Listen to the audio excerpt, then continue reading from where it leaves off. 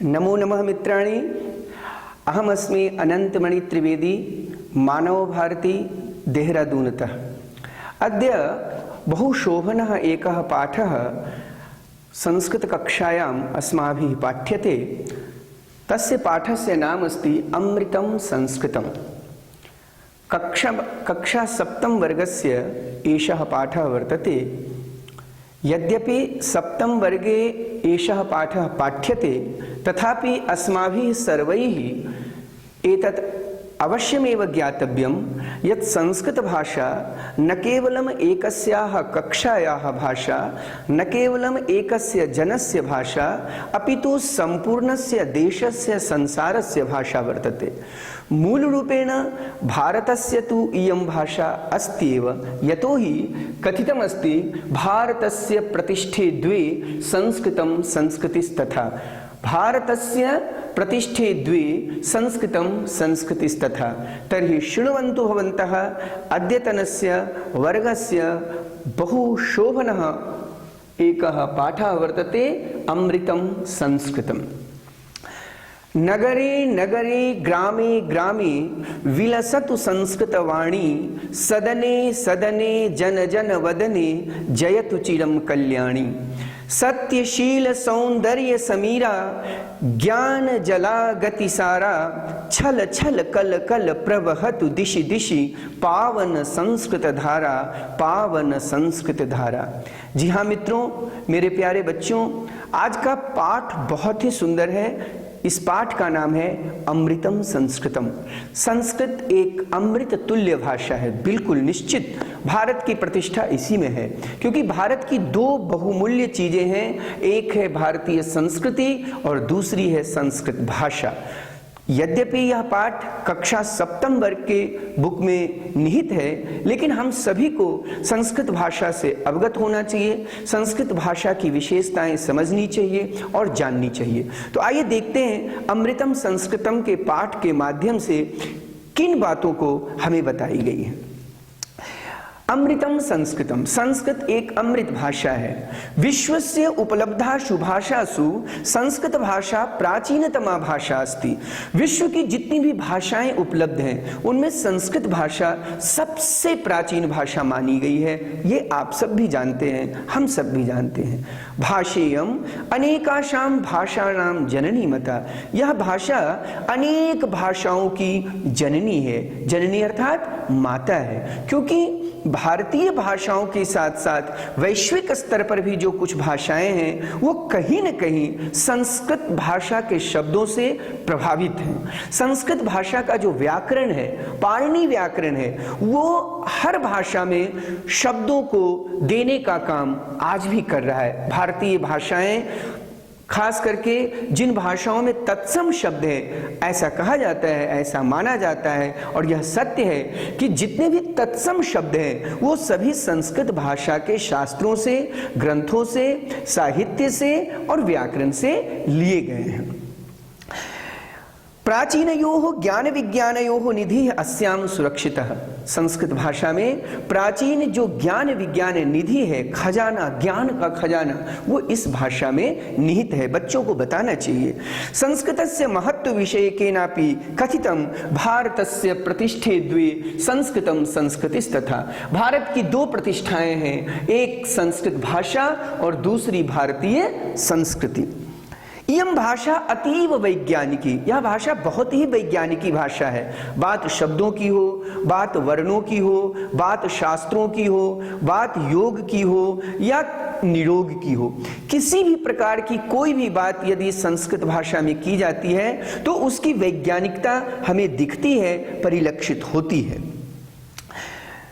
केचन कथयन्ति यत् संस्कृतमेव संगणकस्य कृते सर्वेषां सर्वोत्तमा भाषा वर्तते। संगणक अर्थात कंप्यूटर। कंप्यूटर को संस्कृत में संगणक कहते हैं। संगणक के लिए अर्थात कंप्यूटर के लिए भी संस्कृत भाषा सबसे उपयुक्त भाषा मानी गई है। अस्याः वाङ्मयं वेदैः पुराणैः नीतिशास्त्रैः चिकित्साशास्त्रादिभिश्च समृद्धमस्ति। संस्कृत भाषा का जो वाङ्मय है, वो वेदों से, पुराणों से, नीति शास्त्रों से, चिकित्सा शास्त्रों से और भी न जाने कितने प्रकार के शास्त्र हैं, उन सभी शास्त्रों से समृद्ध है। ऐसा कोई ज्ञान विज्ञान या सामाजिक पारिवारिक वैश्विक स्तर का नहीं है जो संस्कृत भाषा में न हो।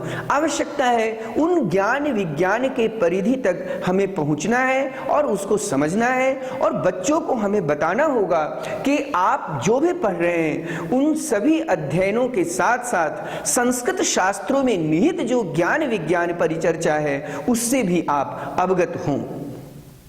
कालिदासादीनां विश्व कवीनां काव्य सौंदर्यम अनुपमम।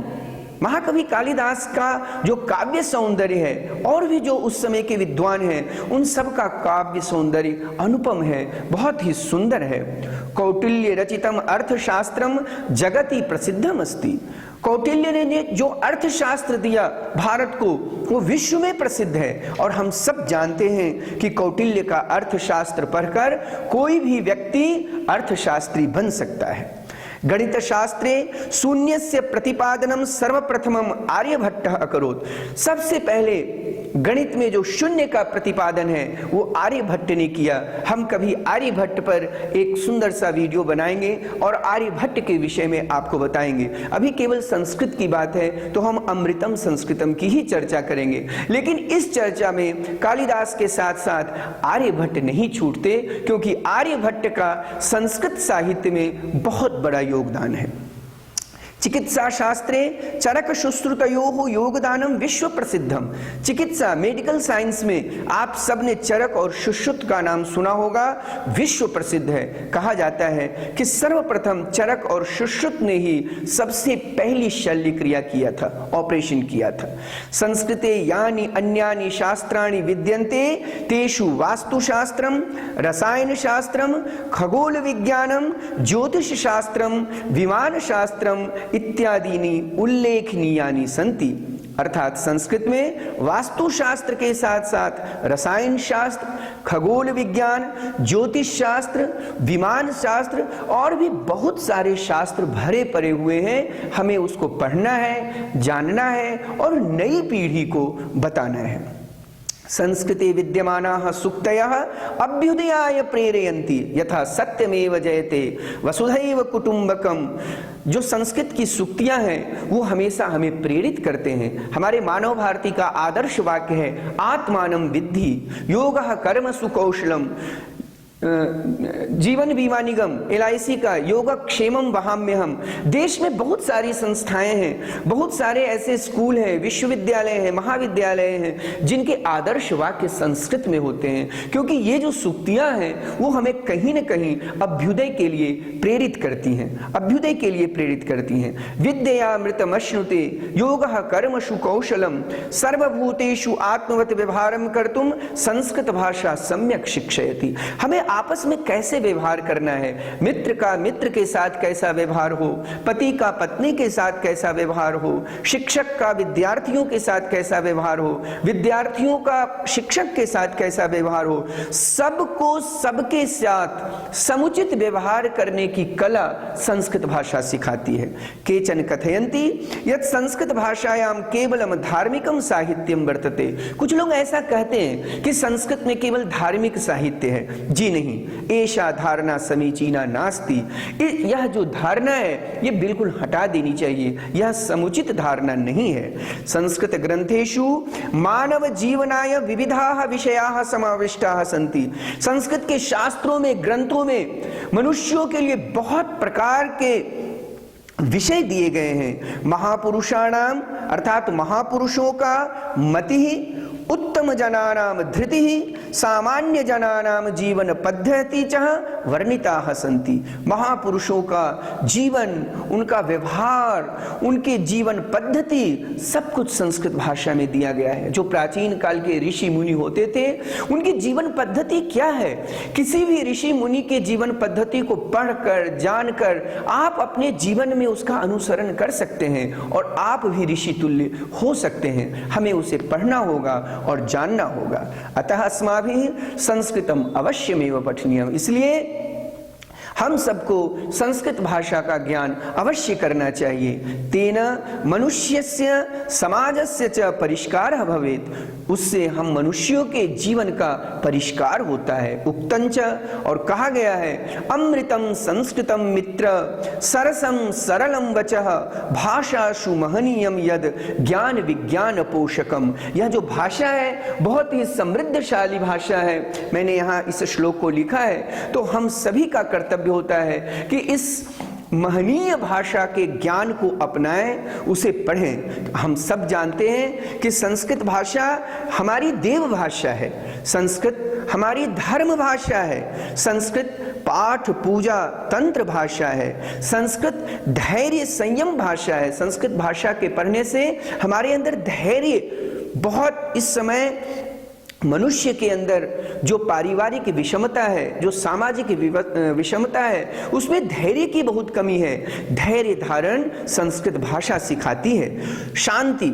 संस्कृत धैर्य संयम और शांति भाषा है। संस्कृत का एक श्लोक भी हमारे मन मस्तिष्क को शांत कर जाता है। अतः हमें संस्कृत के श्लोकों का निरंतर उच्चारण भी करना चाहिए। संस्कृत ने ही सबसे पहले जग को ऊंचा ज्ञान दिया है। संस्कृत विश्व बंधुत्व का परिचायक है। विश्व बंधुत्व विस्तारकम संस्कृतम, संस्कृत विश्व बंधुत्व का परिचायक है। अयम निजः परो वेति गणना लघुचेतसाम उदार चरितानाम तु वसुधैव कुटुंबकम।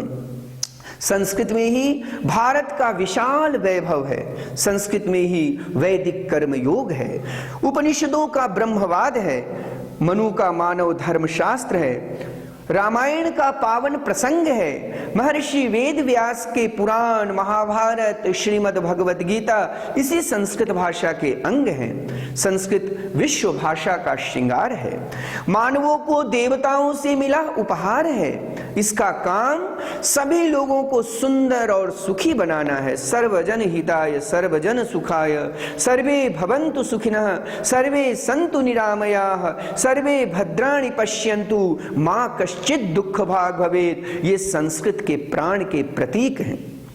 इसका काम सभी लोगों को सुंदर और सुखी बनाना है। संस्कृत भाषा शुभ आचरण की भावना जगाती है, मानवों में सत्यता के साथ देवत्व लाती है। संस्कृत ने ही भारत को ऊंचा सम्मान दिया है। विश्व में यदि भारत का स्वाभिमान और भारत की आत्मनिर्भरता की चर्चा चलती है तो वो कहीं न कहीं संस्कृत भाषा के योगदान से है।